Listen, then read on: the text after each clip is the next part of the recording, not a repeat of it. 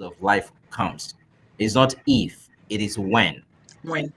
It would always come. So Mm, we need to be, to be ready. So, for example, I say things to people like this: everybody needs to get financial education to understand where things are for them at every point in time. Why is that? We are now in a very uncertain, quite challenging, and very volatile financial climate, and nothing can prepare you for that other than you yourself understanding what your own financial situation is, and then having a strategy to be able to weather the storm and then stay afloat for when rescue or lifeboat will come so that it can take us out of this place that we are. But that said, I think for me, where people need to focus their energy more is not about uh, what do I do now. It's about what is coming, and then we preparing for what is coming because we're here now. The fact is, the volatility in the market is as a result of what is going on, with the current administration in America, and a lot of people still don't understand where that is going to be like. But another thing mhm. is, this administration is just a couple of days older than 2 months, and we're going 4 whole years.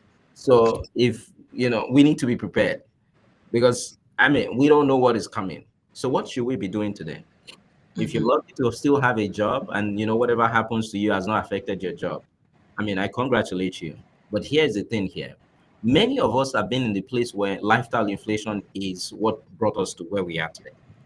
So we need to sit down and begin to realign what our financial goals are and then begin to budget appropriately. And we need to be disciplined about the things that we're doing with our money and also with our life, basically, so that we are well prepared for whatever is coming. So when I talk to people about, you know, taking care of your personal finances, I always talk about building a financial foundation that is solid enough so that regardless of whether the storm, rain, sun that comes, that financial house can withstand the test of time. I mean, I always talk about foundation because things would always happen.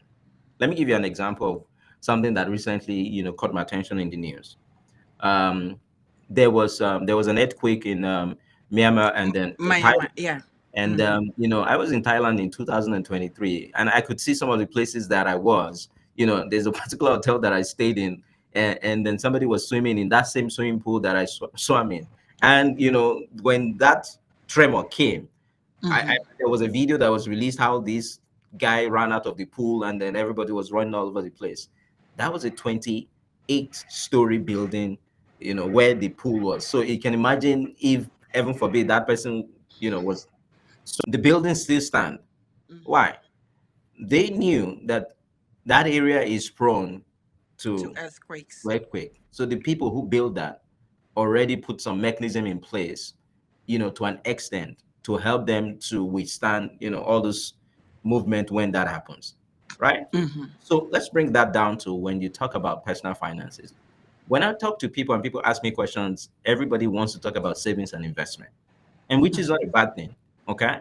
But the reason why we could save, we could do whatever it is that we do today is because we can earn income. So the first thing people need to know is that how can I guarantee that I can keep having income?